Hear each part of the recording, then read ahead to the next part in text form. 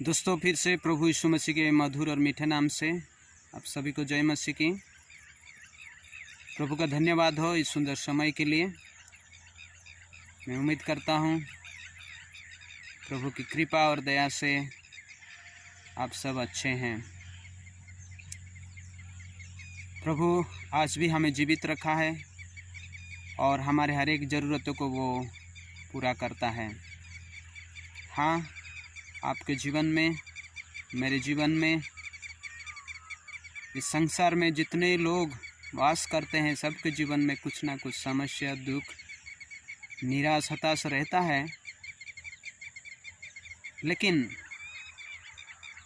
विजय प्राप्त वही होता है जो प्रभु को अपना बल और शरण स्थान मानता है, क्योंकि वो प्रभु हमें उस दुख, तकलीफ को, समस्या को सामना करने के लिए वो शक्ति देता है।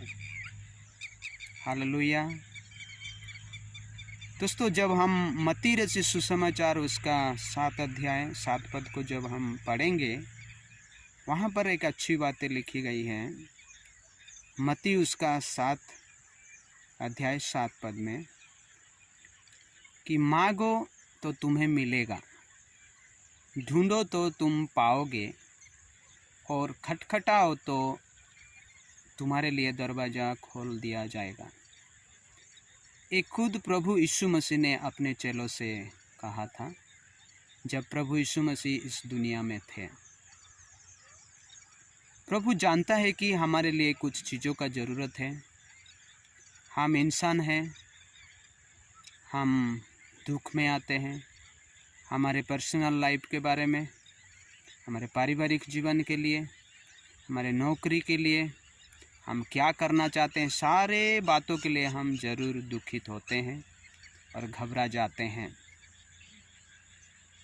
उसी समय में भी प्रभु यीशु मसीह अपने चेलों लोगों को देखा, उनके आजू बाजू में रहने वाले लोगों को भी वो देखा, पहचाना कि वो लोग अपनी ज़िंदगी के लिए कितने दुख, तकलीफ, कितने सोच में और टेंशन में वो लोग रहते थे। खास करके क्या खाएंगे, क्या पहनेंगे, कैसे रहेंगे, कि ऐसा जो संसार का जो चिंता है, दुख है, वो इतिहास युग युग से मनुष्य जाति को परेशान करते आ रहा है। तो हम इस पापमय संसार में, इस दुनिया में रहते हुए हमें भी ये उलझन है, हमें भी ये उठाना पड़ता है। लेकिन प्रभु का वचन हमें ये कहता है कि हमको प्रभु को सबसे पहले स्थान देना है, तब प्रभु वो हमारे हर एक ज़रूरतों को पूरा करेगा। जैसा कि मत्ती उसका 6 अध्याय 33 पद में लिखा हुआ है कि सबसे पहले उसका राज्य और धार्मिकता को हमें अन्वेषण करना है, तो प्रभु वो हमारे हर एक ज़रूरतों को पूरा करेगा। हमें प्रभु को अपने जीवन में, अपने कार्य में सबसे पहला स्थान देना है दोस्तों।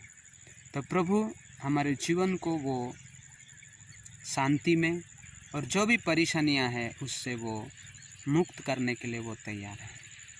मुझे एक छोटी सी कहानी याद आ रही है, जो कि एक छोटी सी बच्ची के बारे में। छोटी सी बच्ची थी जो कि सोने से पहले और उठने से पहले सुबह में वो प्रार्थना करती थी, प्रभु को धन्यवाद देती थी। बहुत सुंदर रूप से वो प्रार्थना करती थी, प्रभु यीशु धन्यवाद इस सुंदर दिन के लिए, मुझे आशीष दे, मेरे भाई को आशीष दे, मेरे मम्मी डैडी को आशीष दे, इस दिन भर तू मेरे साथ रहे से बोल के वो प्रार्थना करती थी। रात में भी वो प्रार्थना करती थी, प्रभु हम घर को बचा ले, मम्मी पापा को तू अच्छा नींद दे, मेरे छोटे भाई लोगों को अच्छा नींद दे, मुझे अच्छा नींद दे, मैं सोता हूँ प्रभु, गुड नाइट बोल के सो जाती थी। एक दिन समय ऐसा आया, वो बच्ची बीमार पड़ गई और बड़ी क्रिटिकल सिचुएशन में आई और बीमार हुई, तो उसको डॉक्टर हॉस्पिटल में लिया गया पड़ा और डॉक्टर ने कहा कि ऑपरेशन करना पड़ेगा और बच्ची जो है जिएगी कि नहीं हम बोल नहीं सकते हैं, और शरीर जो है ये ऑपरेशन जो है बहुत थोड़ा डेंजर है, हम गारंटी नहीं दे सकते हैं। लेकिन जानते हैं दोस्तों, जब ये बच्ची ऑपरेशन के थिएटर में है, ऑपरेशन बेड में है, वो उसी समय डॉक्टर अंकल से एक बात वो बोल रही है, पूछ रही है, डॉक्टर अंकल मैं आपको एक रिक्वेस्ट करना चाहूँगा, एक बात बोलना चाहूँगा। आप जानते हैं मैं एवरीडे रोज़ मैं सोने से पहले, उठने से पहले मैं प्रार्थना करती थी और हर कामों के पहले मैं प्रार्थना करती थी। आज वो मुझे याद आ रहा है, मैं अभी भी इस ऑपरेशन से पहले मैं प्रार्थना करूँगा, आप मुझे थोड़ा टाइम दीजिए। डॉक्टर वो सुनसान हो गया, वो अपने रूम को चला गया, वो रो रहा है बच्ची को क्या हो रहा है।